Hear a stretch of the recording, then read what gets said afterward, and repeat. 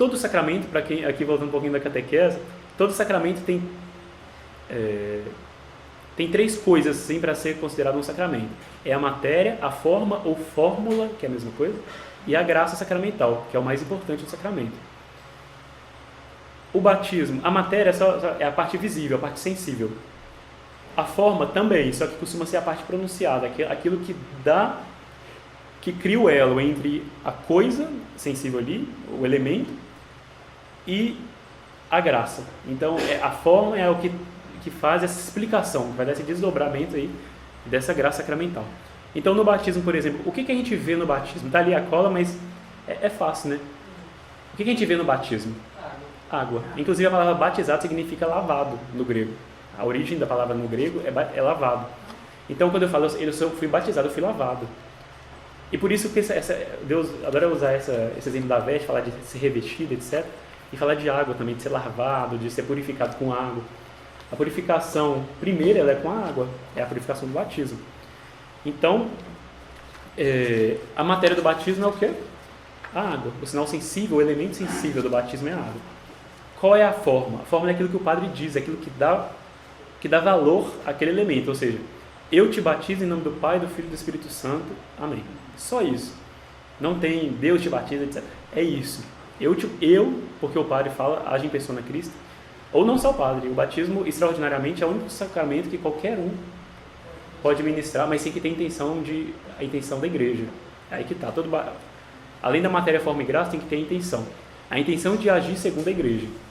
Então tem que tomar cuidado com isso, porque isso muita gente esquece. O que é a intenção de agir segundo a igreja? Aí que está. Você tem que ter a intenção, por exemplo, a intenção que a igreja tem quando batiza uma pessoa. Qual é a igreja? Daquela pessoa se salvar. O batismo é isso. Porque, por exemplo, a igreja reconhece como válido batismos feitos em algumas seitas protestantes. Sim. Que usa a fórmula de batismo em nome do Pai e do Filho, também batiza com água, mas assim, aquela pessoa que está batizando ela herege, ela tem a intenção da igreja?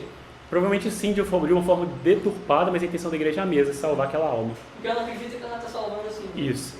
Embora ela esteja numa heresia, mas ela acredita que aquilo, de alguma forma, ela batizando, na cabeça dela está introduzindo na seita dela, mas não é. Isso, exatamente. É isso, é porque... De forma muito indireta, ela tem a intenção da igreja. Exato.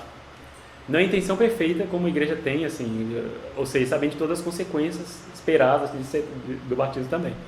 Mas ela tem, em última análise, ela acha que ela está salvando aquela alma, e de fato, ela pode salvar mesmo, porque ela está batizando, ela está dando a possibilidade de a pessoa se salvar.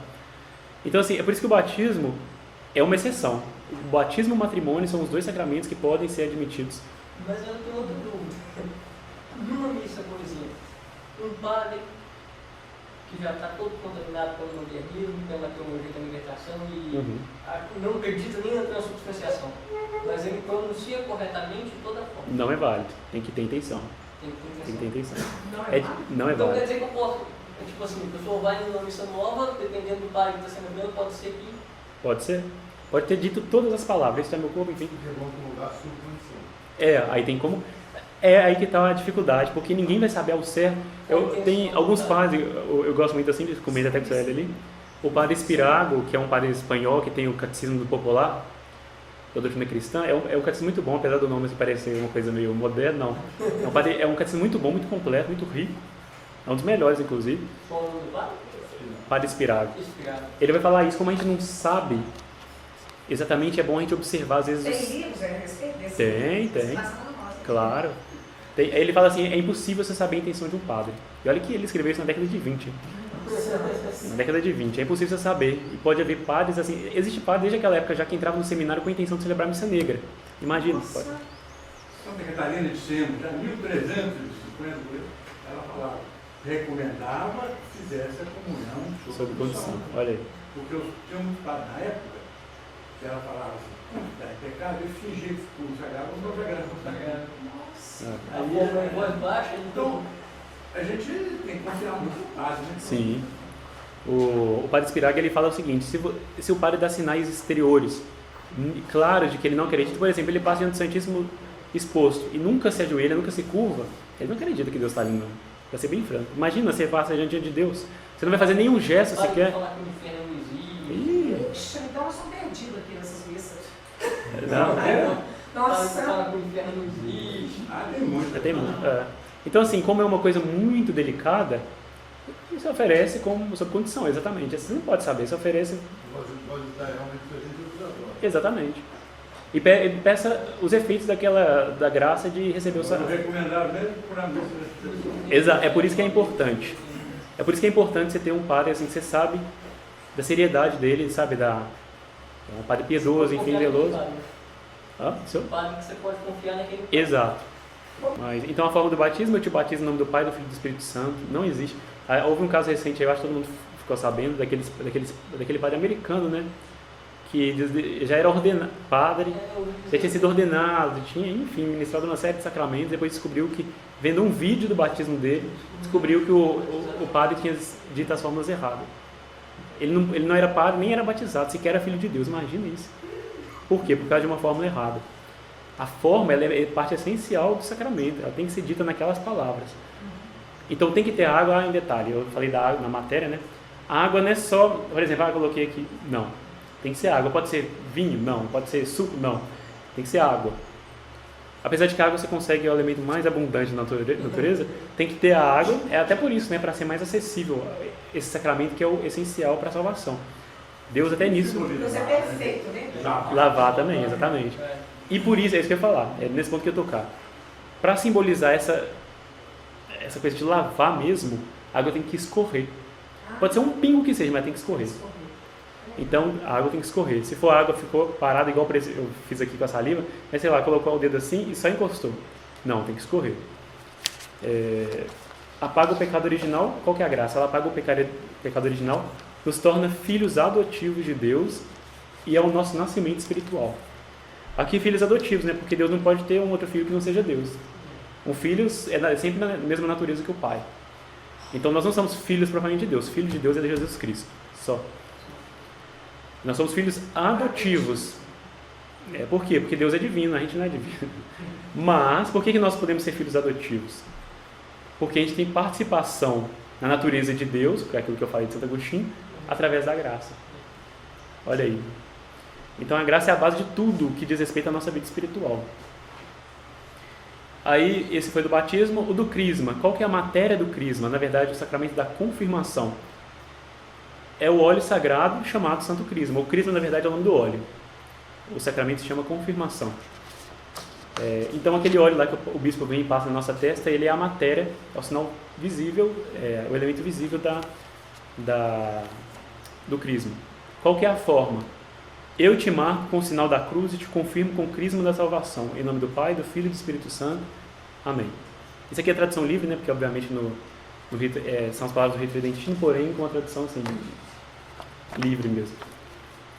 Então, essas palavras do bispo, com a matéria, que é o óleo na mão, nos causam um efeito, que é a graça.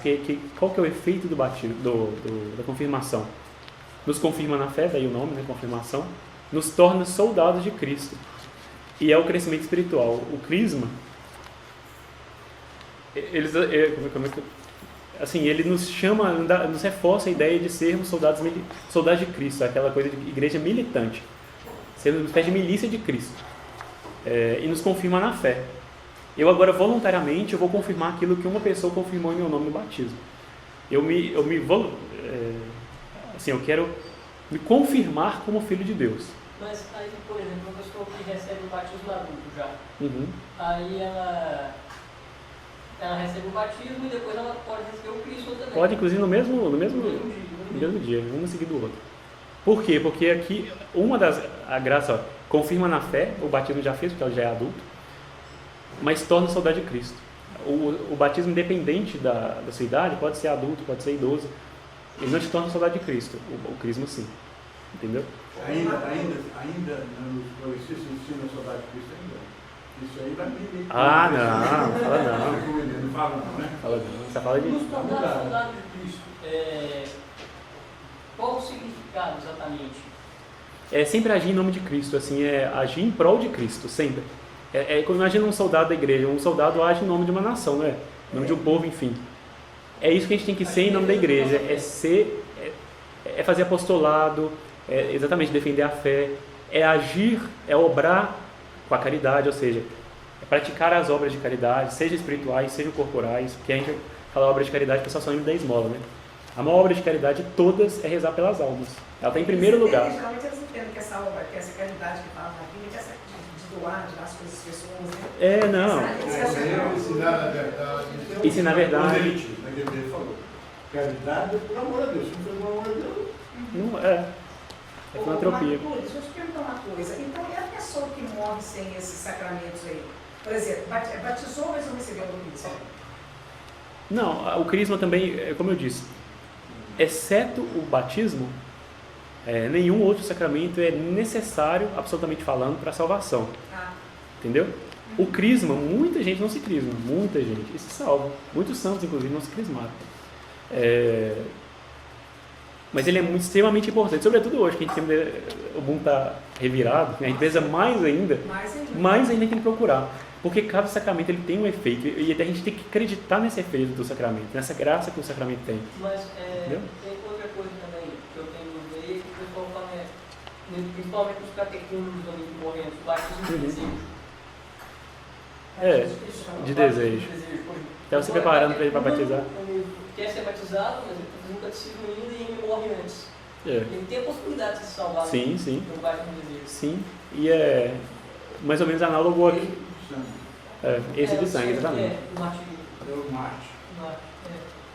O mártir é para ter levado uma vida miserável. Se ele morreu mártir mesmo pela fé, defendendo a fé mesmo, tudo acabou. Aquela vida miserável que ele teve no passado, apagado completamente. É o maior ato de amor a Deus, né? A prova de amor maior que é adorar a vida pelo irmão. Imagina esse irmão, nosso Jesus Cristo. Ou seja, o próprio Deus. Só uma pergunta. Existe possibilidade, por exemplo, de um protestante ir direto para o céu? Não. Não, porque... Você já explicar para ele? Não, A ele diferença de amar, falar de amar Deus e de amar o Exatamente. É porque é o seguinte, Mas existe essa possibilidade? não sendo protestante, porque, por exemplo, a fé dele é falsa, o amor dele é uma quimera, digamos assim. Ele fala que ama, mas o amor dele não obra, digamos, não é conforme. Mas o martírio ele não foi uma obra. Se a pessoa ali naquele momento, por exemplo, eu não sei por quais razões essa pessoa estava no protestantismo, ou o nível de ignorância que ela tinha, que não era tão culpável assim nisso. Pois talvez ela realmente cria que, estando ali naquela seita que ela estava, ela realmente estava de alguma forma servindo a Deus, nosso Senhor Jesus Cristo. E talvez ela tenha ali tido a intenção de morrer por nosso Senhor Jesus Cristo. E estivesse na seita protestante por ignorância. É uma questão de culpabilidade que eu acho Mas que a ignorância, julgar, né? toda ignorância é culpável. A ignorância desculpável é a ignorância invencível. Então, eu não estou falando que ela se condenou, tá? Pelo amor de Deus. Mas estou falando que ela não foi direto para o céu. Não. Pro purgatório ela tem que ter passado. É uma coisa difícil, só Deus sabe. Exatamente. Mas Porque eles falam se morrer pela fé. O muçulmano morre pela fé. Exatamente. Não é. Não tem jeito, não. A fé do protestante é a fé falsa. Então ele diz que ama Deus, mas a pratica a fé falsa. Tem problema. Inclusive- O que São Paulo fala? Mais importante é a caridade. E caridade é amor a Deus. Certo? Se ele fala uma fé falsa, ele não ama. Exatamente.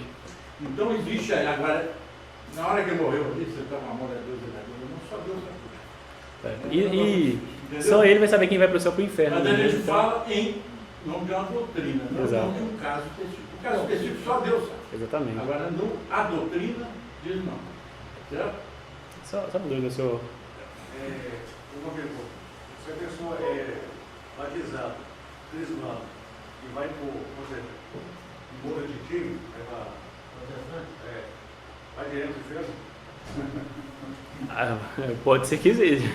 O que acontece? Assim, igual o senhor Celso falou, a gente não condena ninguém para o inferno. A gente não condena ninguém para o inferno, assim, eu não posso falar, mas assim, de forma geral, o que a igreja ensina? A regra é, vai. Claro que Deus julga cada um na particularidade dela, Ele conhece todas as coisas. Mas a pessoa imaginar batizada, ela se crismou. Apesar de que hoje em dia, para ser bem franco, eu já participei, o meu crisma foi horrível. Aprendi o que não deveria fazer. Infelizmente, era só... Eu vi um vídeo, mais jovem, sai da igreja católica e foi para Testemunha de Jeová ainda? Nossa, aí essa daí com certeza. Não acredito. Não. Testemunha de Jeová não acredita nem que nosso Senhor Jesus Cristo é Deus, para você ter uma ideia. Então é um pecado gravíssimo. O pecado maior é sair da católica e É. pecado muito grave, chamado de heresia. É um pecado gravíssimo quando você abandona a fé verdadeira e vai com a fé falsa. Eles negam o dogma básico, primeiro da nossa doutrina, que é a Santíssima Trindade. Eles negam, eles não são trinitários. Então, o sacramento da Eucaristia é o que a gente mais tem acesso, assim, ou deveríamos ter. A matéria é o pão e o vinho consagrados na Santa Missa. Eu acho que fica claro nesse daqui no caso são dois, ele é composto, um sacramento composto. E tem dois elementos aqui. A forma. Para a consagração do pão, é só isso. Isto é o meu corpo. Acabou. Isso é o meu corpo. Para o vinho. Este é o cálice do meu sangue, do sangue da nova e eterna aliança, mistério da fé, que será derramado para vós e para muitos, para o perdão dos pecados. Isso para o vinho. Mudaram isso na missa nova, né? Fala Todos. por vós e por todos, para a remissão dos pecados, e tiraram também o que será derramado, mistério de fé, exatamente. E colocou no final. Aí levanta questões. E muitas questões. Se é verdade ou não. Muitas E questões. tiraram também o eterno aliança. É verdade. Mas é a. Fala assim, eis o mistério da fé. Aí coloca depois, né? Coloca fora da Mistério forma. Não, o mistério da fé tiraram. Aham. A questão do por todos, até que no latim se preserva pro multis. A questão foi uma tradução para português. Né? Então ele rezava em outro idioma. Não, mas antes era muito. Mudaram depois de transformar na forma nova. Não, sim, mas na missa nova, rezada em latim, a forma continua por multis. Foi a tradução do latim para o Pro português. multis. Esse negócio por todos começou pela CMBD. Foi. O MBD que fez isso primeiro, esse cara ele não fez. Entendeu? É igual o Pai Nosso. É, Pai Nosso, Credo, enfim, uma série de orações. Mas de fato, partindo do pressuposto assim, do que a tradição da igreja ensina, não deveria mudar nada, nenhuma palavra. Preservar o texto na íntegra. Inclusive tomaram todo o cuidado de, na hora, por exemplo, do latim, das traduções das línguas originais, assim, por exemplo, do Evangelho, que veio no grego. Isso veio em grego, de seguir palavra, por mais que assim não soasse tão bem. E tradicionalmente é isso daqui, é o que Nosso Senhor disse lá durante a instituição. É verdade. Porque o padre não está narrando aquilo ali, né? Tipo assim, isso aqui é um teatro, eu estou narrando um teatro. Não. Aquilo ali é ele mesmo, ele é Cristo falando. Muda o tom de voz, exatamente, a impostação da voz muda. Então não pode ser narrativo. Ele está ali, como se estivesse narrando realmente uma cena, sabe? Na missa nova a gente vê se o cara falar como se tivesse convidado. Exatamente. Não, o padre é como se ele estivesse falando. Então, quando você chega assim, você vê. Quem já tem a oportunidade de ver muito de perto um padre consagrando, ele chega ali e fala. É uma coisa que na missa nova o pessoal parece que não falta isso, sabe? Falta essa. Com o microfone na mão assim. O padre chega assim, tivesse como se ele estivesse conversando assim com a hóstia. É uma coisa muito bonita até. Exatamente.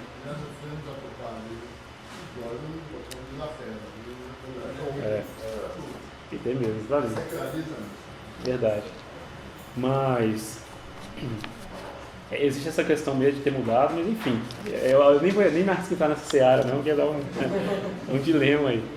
Agora a graça, fala um pouco sobre a graça. Então, aí a graça, é por isso que é o mais sublime, o mais alto de todos os sacramentos, é a presença do próprio Jesus Cristo em nossa alma, com seu corpo, sangue, alma e divindade, é o alimento espiritual. Então imagina, a gente precisa de alimento enquanto o corpo para sobreviver, o alimento material. Mas a nossa alma precisa de alimento. A Eucaristia é esse alimento. Quando a gente comunga, a gente recebe o próprio Deus. E tem aquele ditado que fala que a gente é o que a gente come, né? Apesar de um pouco exagerado, ele retrata uma realidade, é verdade. Nosso corpo, se eu paro de comer, o meu corpo vai se desfazendo. Porque o meu corpo se sustenta com o alimento. Adoece, né? Adoece. Ou seja, o ser humano é quase 80% de água. Uma série de vitaminas, bactérias, uma série de coisas. Tudo vem da alimentação. Então, a partir do momento, quando quem estuda biologia ou quem estudou, vai vendo, tem todo o processo, uma cadeia de coisas, de eventos que vai acontecendo assim, a nível microscópico, né, no nosso organismo, que vai tirar tudo aquilo que vem do alimento, que vai se transformando, de algum modo, numa parte do nosso corpo, entendeu? A água, por exemplo, ela vai para dentro da nossa célula, às vezes sei lá, o ferro vai para o nosso sangue, vai, tudo aquilo ou seja, a gente se mantém inteiro como corpo através do alimento e da água. A mesma coisa se eu pensar que eu estou comendo o próprio Deus, e é isso mesmo, pode parecer absurdo, como pareceu para os judeus e para os pagãos, para os gentios, né? Eu estou comendo o próprio Deus, mas olha só, então eu estou tomando participação, e Deus está me tornando, como se estivesse se tornando uma parte de mim agora também. E isso é impressionante. Então, quando eu comungo, forte, né? sim, ou seja, eu tenho uma parte de Deus em mim. Por isso, quando a gente comunga em pecado mortal, é o pior sacrilégio. O pior sacrilégio é da comunhão. Comunhão é quem comunga em pecado mortal. Terrível. Tanto é que São Círio de Alexandria, ele fala que quem comunga em pecado mortal oferece para dois deuses, né? Para o demônio e para Deus. Porque ele oferece para Deus, porque ele comungou, é Cristo oferecendo para Deus, Deus para Deus, que a missa é por Cristo, com Cristo em Cristo, ou seja, Deus é a vítima, Deus é o altar, Deus é o sacerdote, e ele é também um objeto de adoração ali. Mas também eu estou oferecendo ao demônio, porque eu estou oferecendo o Deus verdadeiro para o demônio. Imagina? Porque o pessoal pergunta, às vezes tem dúvida em relação à comunhão, porque comunhão é coisa de separar. A Eucaristia é um sacramento, a missa é uma devoção. Apesar de que a Eucaristia começa na Santa Missa, é uma coisa separada da outra. Eu posso ter comunhão fora da missa, eu posso ter missa sem comungar. Por exemplo, eu tenho pecado mortal, eu vou deixar de ir à missa? Não, você vai deixar de ir à missa dominical, você só está piorando os seus pecados. Eu tenho que ir à missa, mesmo não podendo comungar, não consegui me confessar. Tudo bem, vá à missa. A obrigação, o preceito é assistir missa inteira aos domingos. Não é assistir missa inteira e comungar aos domingos, não. Um dia eu cheguei atrasado para a missa, não vou comungar. Não, pode comungar. São coisas separadas. Você tem que se preparar. A confissão, a comunhão, ela existe três coisas, né, da nossa parte: a preparação, o estado de graça e o jejum eucarístico. Então eu tenho que me preparar com o jejum eucarístico, eu tenho que estar preparado em estado de graça, ou seja, não posso ter pecado mortal, e tem que ter a preparação também, aquela preparação da alma, ou seja, eu tenho que estar pronto para receber Nosso Senhor, assim, pronto para, sabe, a minha ideia, minha inteligência tem que estar conformada à ideia de que eu vou receber o próprio Deus. Eu não posso também só comungar sem me preparar. Mas às vezes na prece ali eu vou chegar atrasado na missa, alguém... Professor, aquele padre Manzotti, que trouxe aqui dela com você. Polêmica aí, né? Eu conheço. Horrível. Então, Por quê? ele falou, quem vai à missa e não comunga é como se fosse um restaurante, não uma churrascaria, e fosse vegetariano.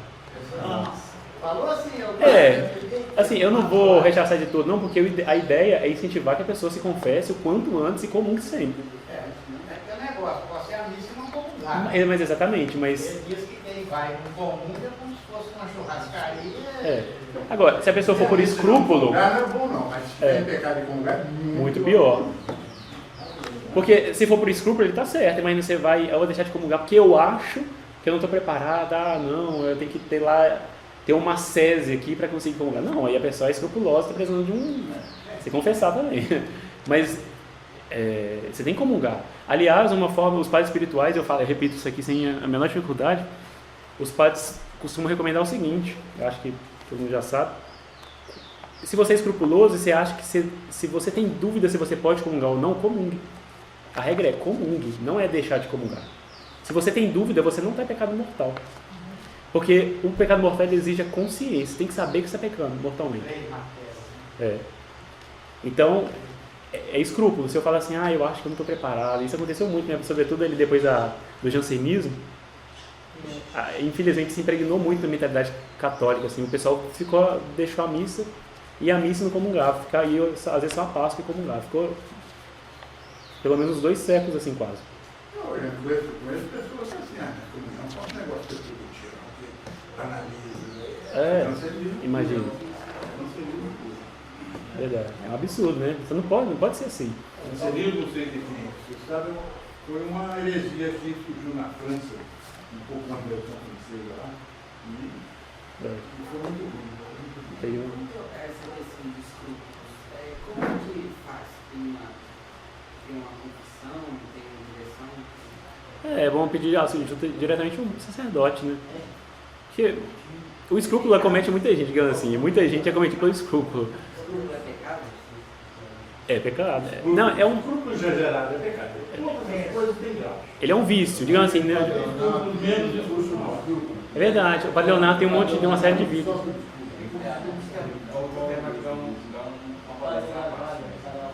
É verdade, eu me daria um tema à parte.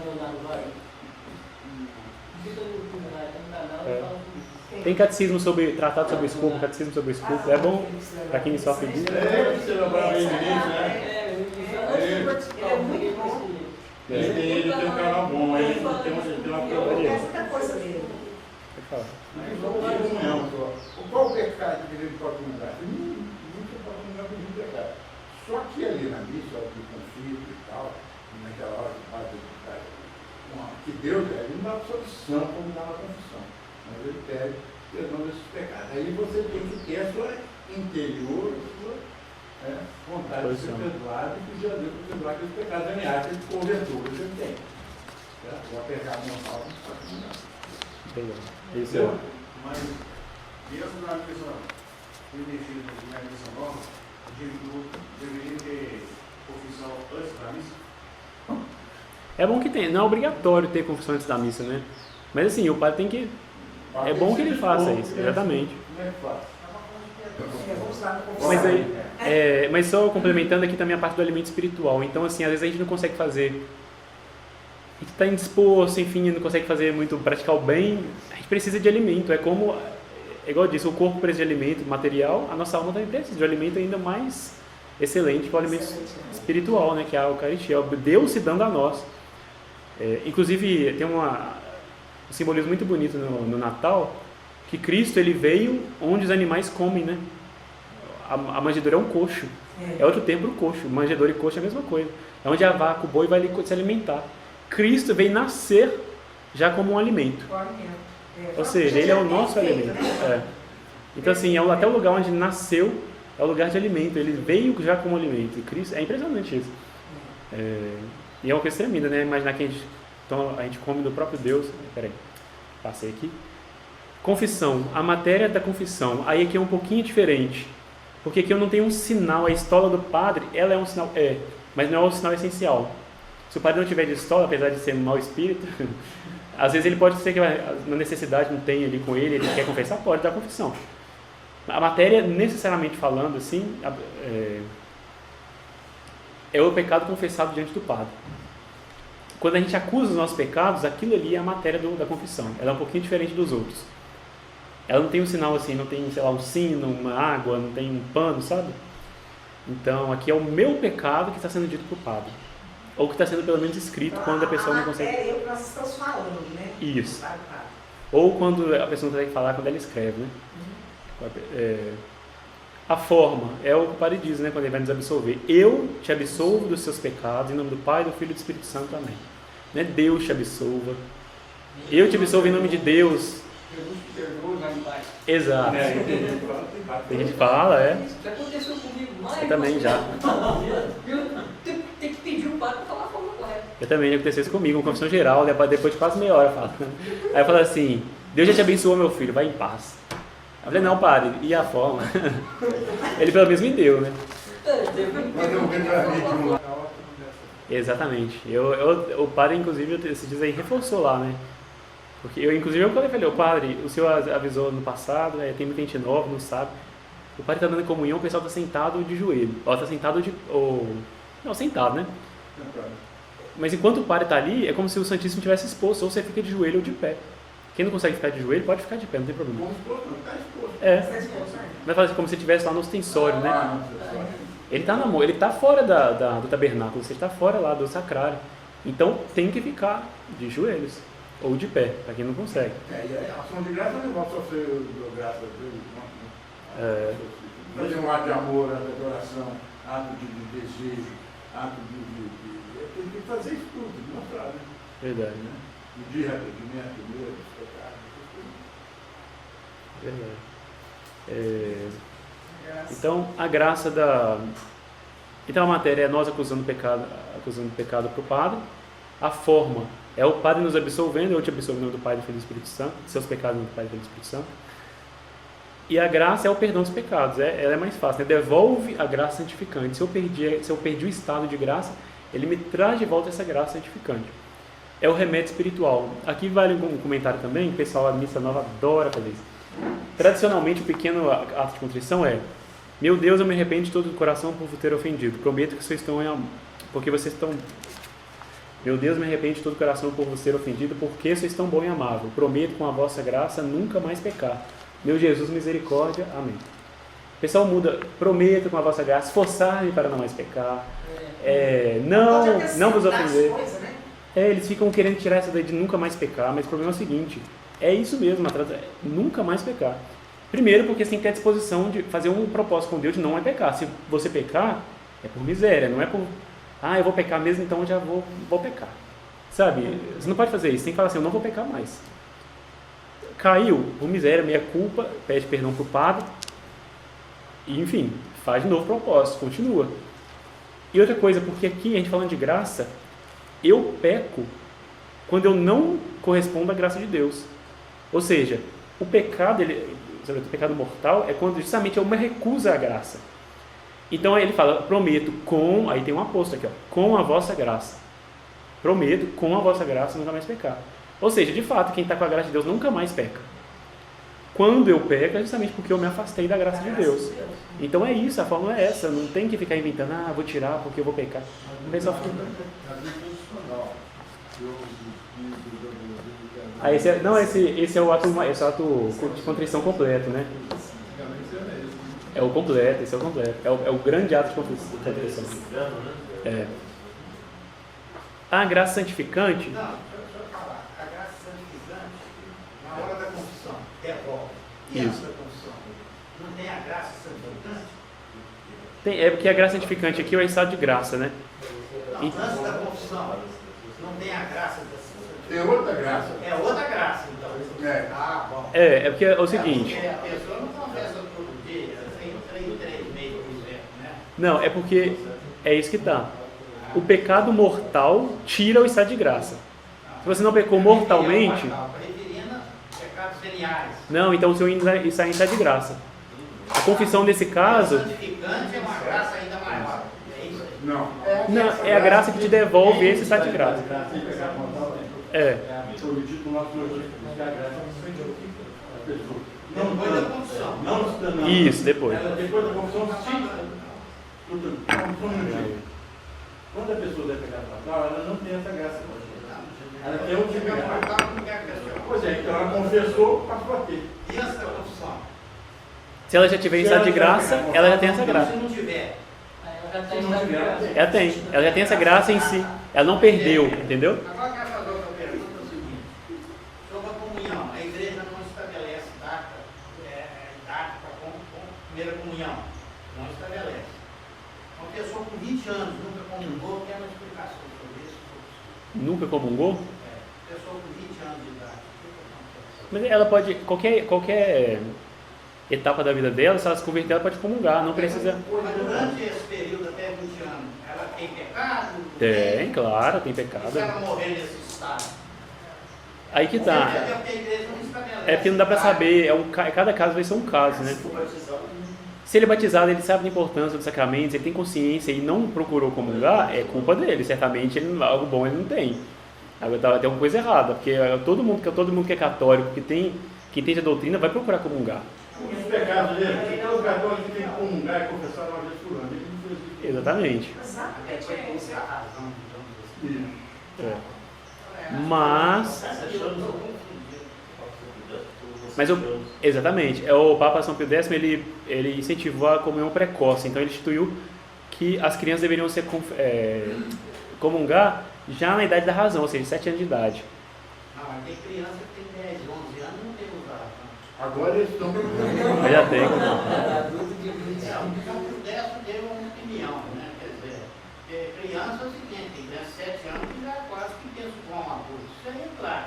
E tem criança com 11, Não, mas 12 anos que não é muito criança. não é nem a questão de ser... não é nem a questão da maturidade dela, é a questão de ela responder pelos atos dela. Ela pode não ter consciência perfeita, mas ela já responde por... Agora, Entendeu? uma pessoa com 20 anos que nunca comungou, então ela já tem pecado mortal. Ah, certamente. Dá ao menos uma vez ao ano. É. Já passou 20 anos. Oh, É isso aqui, ó.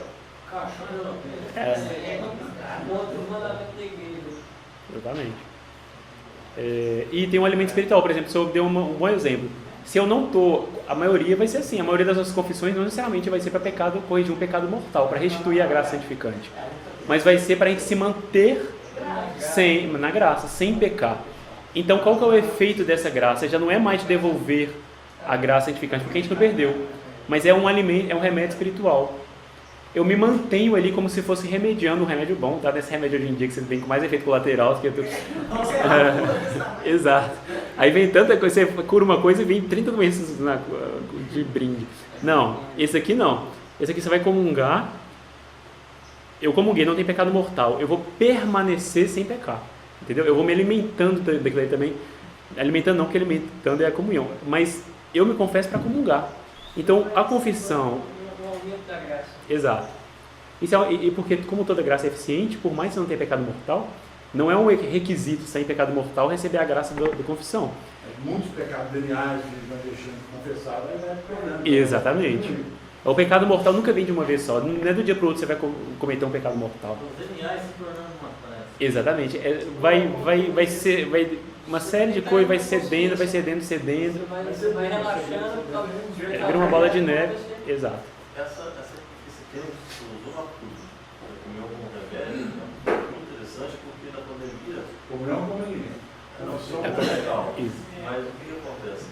Na pandemia os padres falavam que não iriam distribuir a comunhão por questão de higiene. Como que o corpo do nosso Jesus Cristo vai ser meio para transmitir alguma doença, né? E se for também é porque é a vontade dele, né? Deus é Deus. Você acha que ele quer, não, para de comungar, porque você vai ficar doente. Claro que não, Deus. Se for ficar doente é porque se ele quer doente, ele quer para um bem. Assim não dá para saber ao certo, que tem padre que realmente que ficou assim, é impressionante.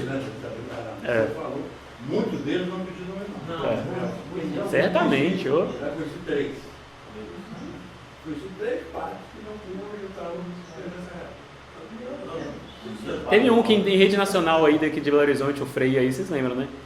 Que foi lá em rede nacional. O Hélio conheceu, lembra, né? Um era de Itaúna, chamava Padre José Zetzel. Zetzel, ele era holandês. Né? E outro, foi um padre que foi de Itaúna, ele foi falar, na prática foi Nossa. Eu não sei de onde era, não. Era ali do Padre Marinho, do lado de Itaúna, que foi ligado. Tem um padre famoso aí também que escreveu um livro. Você sabe quem é o padre, assim, mas enfim, é um padre popstar aí, é mais ator de TV do que propriamente padre. Ele, no livro dele, ele fala que a transubstanciação ele é só símbolo, meramente símbolo. Ou seja, isso ele não acredita. Que a transubstanciação não é Cristo de verdade ali, mas é um símbolo de Cristo. Ou seja, não acredita. E por isso ele está na TV. Por isso que ele está na TV. Exato. Por isso que ele exatamente. Por isso que ele está na televisão, porque é o lugar dele mesmo, assim. Francamente, um padre na televisão, bom não é. Então aqui para o próximo é extrema unção, ou unção dos enfermos, né? A matéria também é um óleo sagrado chamado óleo dos enfermos. O óleo tem, no simbolismo sagrado assim, na simbologia sagrada, ele tem essa coisa de ungir, mas é ungir como se fosse curar, sabe? Então, ali no crisma, é análogo ao batismo, confirmando o batismo, eu estou me curando de uma doença, assim, digamos, sabe? A doença do pecado. Então, eu me torno soldado, que agora eu estou assim... Exatamente. Restituindo aquele vigor, aquela virtude, assim, para praticar o bem em nome de Cristo. Essa extrema unção, aí a gente, quando vem aquelas missas, a gente pode receber também esse Aqui, a igreja só libera que o padre ministre a extrema-unção assim de forma frequente após 65 anos. A pessoa pode pedir o padre para que uma vez ao ano ela receba. Ah, é? Pode. Não sabia também, não. Não sabia disso. Senhor? Não sabia disso. Não se pode, não se deve. Eu acho que isso é novo. Pode se pedir cada ano? Pode. Mas Inclusive, é da doutrina antiga? é da antiga. Eu não sabia. Não. Pode. Depois de 65 anos já pode pedir o padre para que ele dê extrema-unção uma vez ao ano. Eu já vi, mas o pessoal também banalizou um pouquinho. Eu acho que é por isso até que tem padre que não. A lista está escrito que perdoa até os pecados mortais da extrema-unção. Já aproveitava, deixa eu só falar então de cada parte, porque aí a gente volta a essa questão aí. A matéria, então, é esse óleo sagrado que chama óleo dos enfermos. A forma é por esta santa unção que o Senhor te perdoe todos os pecados que fizeste aí coloca pelos olhos, pela boca, pelo ouvido, pelo nariz, pelas mãos e pés. Ele vai tocar em cada um, enfim, vai ungir. A graça, ela prepara a nossa alma para ir para o céu. Apaga os pecados veniais, as imperfeições e, em alguns casos, até pecado mortal. Quando a pessoa está no grau de doença que ela não consegue responder para o padre, ele substitui a confissão. Apaga o pecado mortal, hein? Nossa, por isso que é importante. Muito bom. Aqui, olha, por essa sanção que o Senhor te perdoe pelos pecados. O padre, ele vai fazer isso, ele toca os olhos, Isso, os a olhos. boca, o ouvido, o nariz, ó. Você pode levar para a gente pessoa em coma para poder denunciar. Pode, deve. Aliás, Aí não é confissão, Extrema-unção. deve, tá? Se alguém conhece alguém que está no estado assim, de risco de vida ou morte, é católico, etc., tem que pedir. Mas agora os padres mandam ministros lá para fazer isso, não sei lá. Isso não existe não, tá aí. Quem pode ministrar além do padre é só o diácono. O pessoal do santuário vai Não. a questão da intenção na extrema-unção. Eu sabia que tinha que começar a denunciar essas coisas aí. Eu pensava, Você fala, por exemplo, a pessoa que está recebendo não tem consciência, por exemplo. Ele está perguntando ali, ó, por exemplo, a pessoa às vezes... não, eles levam a comunhão, mas essa extrema-unção. Não é extrema-unção, ele fala que encomendar o corpo, né? Aí vai a ministra. Não, aí tem ministro Ezequiel, mas aí é outra coisa. É outra coisa, não é um sacramento, não. Aí é só encomendar... Isso aí está depois do morto. Isso. Mas levam mesmo.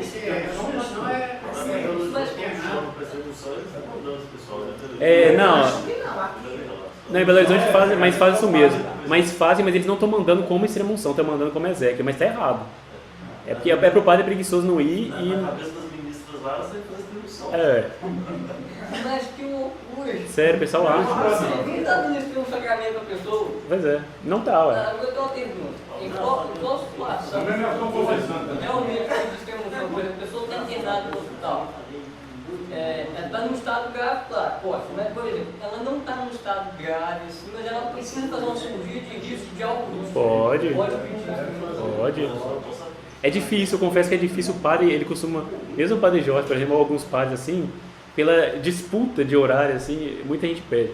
Mas ela pode fazer uma confissão também. Exato. Confessar. Inclusive, se a pessoa então pode confessar, aí a extrema-unção não apaga os pecados mortais. Não, aí só venial. Só venial. Venial apaga, o mortal não. O Giovanni ele perguntou, por exemplo, como é que fica a intenção da pessoa que recebe, por exemplo, ela está inconsciente. Ela nem, às vezes, por exemplo, você fala, não tinha intenção de receber a extrema-unção. Vai que. É graça de Deus. Pela vida dela. Exatamente. Era uma vida de boa, católica, uma vida de uma pessoa que não era católica. Por que acontece? O arrependimento, Substitui.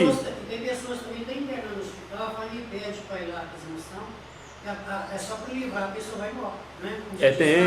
Tem esse efeito de a pessoa às vezes se preparar para a morte e morrer. A minha avó foi assim, a minha avó é impressionante. Eles querem falar. Em outros casos, literalmente tem inúmeros relatos. Eu conheço uns 3, pelo menos, de pessoas que receberam extrema-unção, estavam quase morrendo e voltaram assim. Teve um lá, um irmão, inclusive uma catequista minha na época. Ele levou 7 tiros, ele estava envolvido com coisa errada, a família toda católica envolveu com coisa errada, com droga. Levou 7 tiros, inclusive, na cabeça. Quando o padre foi dar a extrema-unção, no dia seguinte ele estava de pé. O pessoal falou assim, milagre, isso aqui não tem cabimento. De pé e está vivo até hoje. Se converteu, se voltou para a igreja. É impressionante, assim, como que de fato a extrema-unção é eficaz também como um remédio para curar, né? Mas nesse caso, quando ela substitui a penitência ou a confissão, no caso, permanece válidos os requisitos para a confissão. Ou seja, eu tenho que ter a intenção de confessar, tem que ter o arrependimento dos meus pecados, ter a contrição. Não é a contrição perfeita, necessariamente. Mas tem que estar contrito. Entendeu? Então, a pessoa está pecada, recebeu o sacramento. Pode ser benevolência de Deus. Mas ela não tem arrependimento nenhum de ter pecado. Ela vai se salvar? Não. Ela recebeu como uma pessoa que está indo ali se confessar e não tem intenção de se confessar. Tem um caso também, Marcos, não, então vai. Isso aconteceu com um padre, que era amigo nosso, chamava Conde de Avilac. Era Conde de Avilac, na época, não sei se era assim.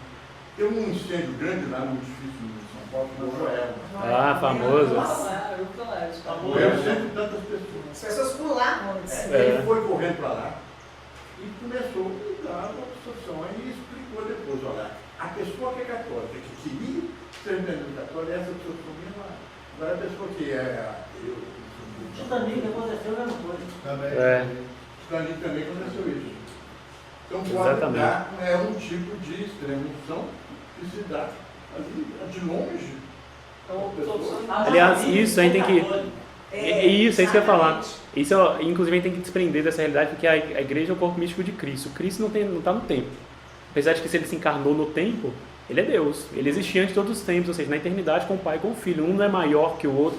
Quando a gente fala em gerar e proceder, dá a impressão de a partir do momento, aquilo começou a acontecer. Não. Aquilo ele é gerado na eternidade. O Espírito Santo procede do Pai e do Filho na eternidade. Então é tudo acontecendo ao mesmo tempo. Não é como se o Pai, depois veio o Filho, depois o Espírito Santo, do Pai e do Filho. Não. Os três existem na eternidade. Ou seja, Cristo não está sujeito ao tempo também. Então a gente tem que pensar, tem até um livro muito bom, chamado No Céu Nos Conheceremos, vai tratar só disso, das coisas assim, como que a igreja não se sujeitando ao tempo, como que no céu nos reconheceremos. Eu esqueci o nome da irmã, ela é beata, inclusive. É do século XIX, Acha na Alexandria Católica, inclusive. Ele é pequeno, é um livreto assim, muito bom. Aí vai mostrando a doutrina católica a respeito dessas coisas. Por exemplo, eu rezando hoje para uma pessoa que talvez recebeu os meus méritos da minha oração, hoje ela morreu e se salvou lá atrás. Ou no futuro, uma pessoa que eu nem conheço, que não existe. Da mesma forma, quando eu recebo uma indulgência, eu não estou recebendo os méritos de mártires lá do primeiro século, por exemplo. Às vezes estou recebendo os méritos de Santa Inês, de São Paulo, de São Pedro. Eu não tenho esse mérito, eles tiveram.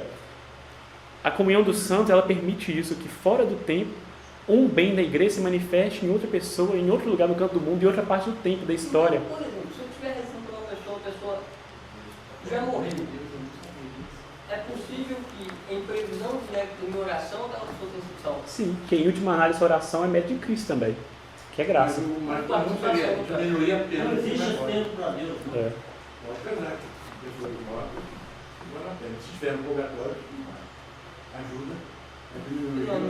Quem já leu?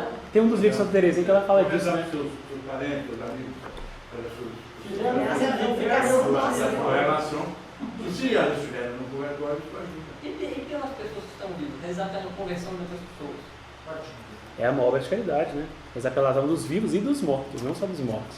Quando a gente fala rezar pelas almas, a gente pensa só dos mortos, né? É uma obra de caridade, a obra de caridade que vem em primeiro lugar, que é espiritual, ou seja, as maiores obras de caridade são as espirituais, depois as materiais ou corporais. Em primeiro lugar, e é uma sequência de importância mesmo, em primeiro lugar é qual? Rezar pelas almas. Achou? Fala que às vezes um católico numa família, às vezes consegue resgatar uma família inteira. É verdade. Consegue? Mas eu falo. Mas o padre da Bíblia mesmo, eu disse que tem pelas almas, pelos vivos e pelos mortos. Eles pagam R$1 para missa o mês inteiro, cada intenção. O exército é tão baratinho. Pois é, um esporte, eu estou andando com quem estiver interessado, eu vejo que quem está lá com a pessoa, o pessoal está funcionando. Isso que tem que nessa questão todo dia. Valeu. Vivos e mortos.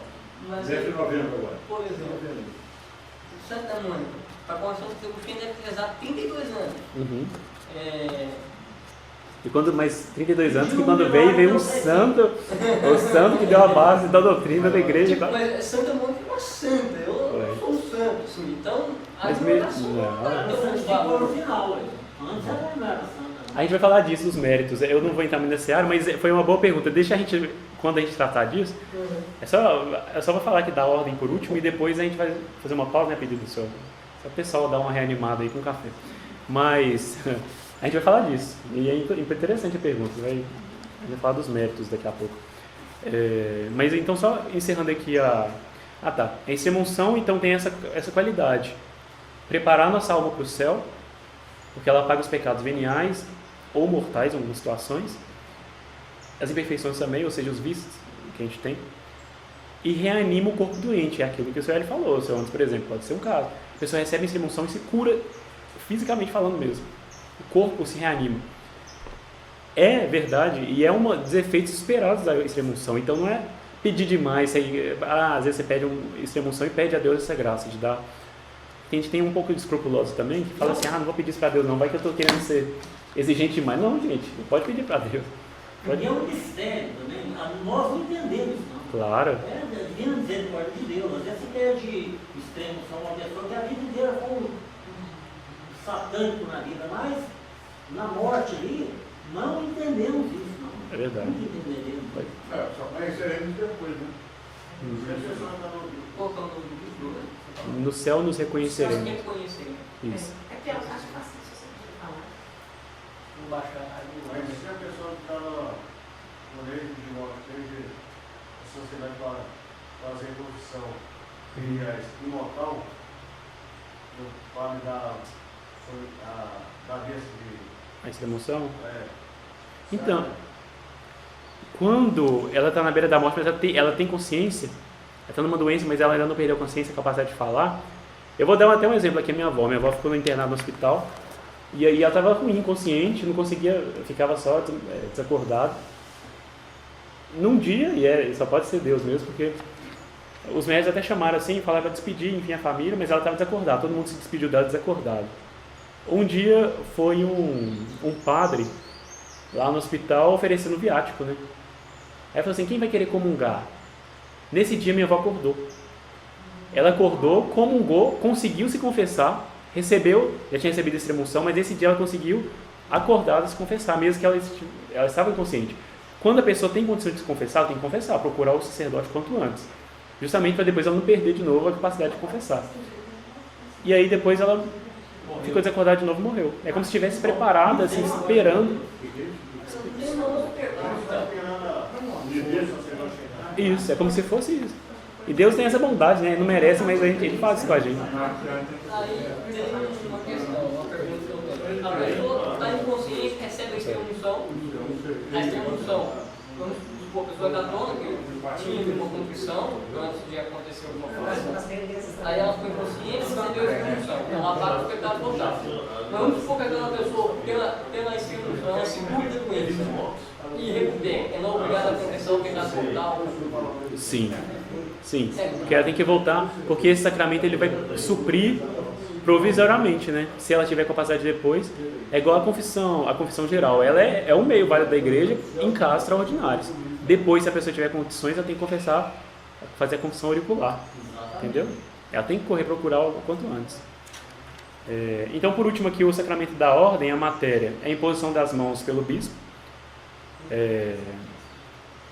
e a forma é a oração consecratória na ordenação de acordo com o grau do sacramento. Então, se for diaconato, é a oração consecratória do diaconato, do presbiterato. Do presbiterato é episcopado. Tem uma oração que é bem grande, aqui não dá nem para passar para cada um. Para cada grau da ordem tem uma oração. E essa aí de leigos que impõem a mão sobre as pessoas? Isso é invenção, isso não existe. Leigo não impõe a mão para nada. Protestantismo. Isso não existe. O ato de impor a mão, de levantar a mão para rezar, é próprio do padre. Ninguém faz isso. Pois é. Mas mesmo para rezar esse Pai Nosso, o pessoal faz assim, como se estivesse pedindo. Isso não existe na igreja. Quando é sentimentalismo puro, é As mãos para resolver o Pai Nosso. isso existe. Não resolve o Pai Nosso, mas como é que tá? Quer falar alguma coisa? Apresentar, né? A graça, então, a forma é essa, oração consecratória, de acordo com o grau, e a graça dá ao padre o poder de celebrar a missa e outros sacramentos. Aqui no caso do padre, né? Porque eu peguei e simplifiquei. Aí por último aqui, o matrimônio. A matéria é o único sacramento em que, junto com a confissão também, né? O padre não é o ministro. O padre ele só dá a bênção. Aqui o ministro são os próprios nubentes, ou seja, os noivos ali. Então a matéria é o contrato entre os noivos. Eu, fulano, te aceito como legítima esposa, enfim. A forma é a aceitação pública, ou seja, o sim, só o sim, que um dá para o outro. E a graça é a capacidade de ter e educar os filhos, viverem juntos em harmonia e buscando a vida eterna e ainda de popular os céus. Isso daqui é o catecismo que tem essa definição, que a finalidade última primeira do matrimônio é de povoar, digamos assim, povoar os céus. Aqui está popular no sentido de dar uma população ao céu, entendeu? Povoar o céu. Então o matrimônio não precisa da presença do sacerdote Para ser sacramento, sim. Exatamente. Mas ele não é o ministro, a diferença é essa. Por exemplo, em algum, não necessariamente do sacerdote, mas, por exemplo, a igreja aceita alguns sacramentos, como vários sacramentos de um protestante. Hã? Hoje é ministro fazendo. Pois é, não, que absurdo.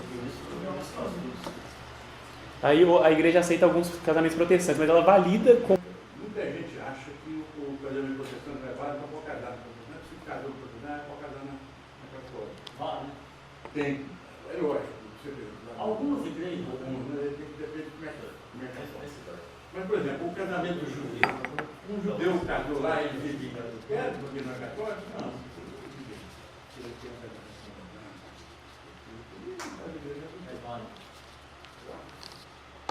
O protestante também, mesmo. Muçulmano não, muçulmano é casa com 5 É necessário o padre para poder iniciar o sacramento? para dar a bênção para ser sacramento. Agora, a união ser um casal, ser padre, ela não tem a bênção. Porque casamento é uma coisa natural. Um homem que se junta a uma mulher com a intenção de ter filhos, por exemplo, é um casamento. Antes de Cristo, os judeus tinham esse casamento, não acontecia nem da igreja. Cristo torna o casamento, eleva ao grau de sacramento, ou seja, ele tem uma graça associada a isso, entendeu? Mas aí as pessoas que estão amasiadas, que não é casado na igreja, elas estão em pecado também. Está em pecado. Pecado Pecado, dela. porque se ela pode casar, se ela não quer casar, ela tem uma má intenção lá. Porque E o casamento, certo? Então, o lugar da vida ele é fica, pecado. como é que fica isso? Então aí ela já está. Aí tá errado. Não é válido? É um... É porque ali é só umas frases. Eu voltei. Tem uma série de problemas na frente. Sim, é. Casa, ele não quer ter filho. Não, o objetivo do matrimônio é ter filho, né? Não pode. Se ele já se casa pensando em não ter filhos, ele não está. Eles querem adotar cachorros. Pai e mãe de pet. Será que é melhor dar pausa agora ou continuar, hein?